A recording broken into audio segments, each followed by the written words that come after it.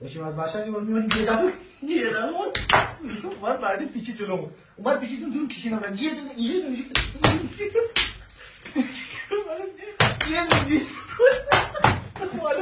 معمول گرفت راحت میتونیم به دست اندازن یه دشیم اما میرفتیم که خیلی فرقیاتون یه شد یه صورت شد من رفتم بودیم این دشکار بوده همین دمیزان همین دشیم من یه اومدم دنده کشتر داشتیم نمیرفتیم داشتیم همین اصلا کفی رکتم این کفی رکتم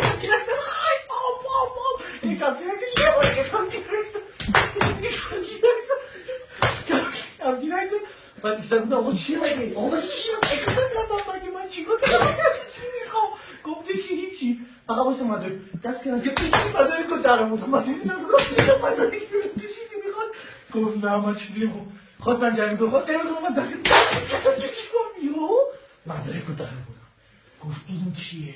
گفتم ریخه نخواه یه دفعه داشتم گاز میاد باشه من دیگه میرم چی خدا من کسی رو اومدی جلوتر یهودی این چی خدای من خداش بخیر خیلی بخیر گذاشت دادم دنده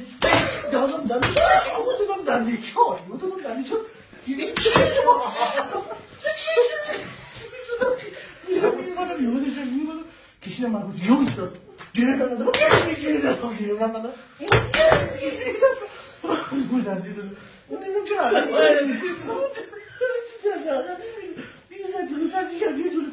کمک کننده من خواب بود گفتم چرا خوابی؟ چرا خوابی؟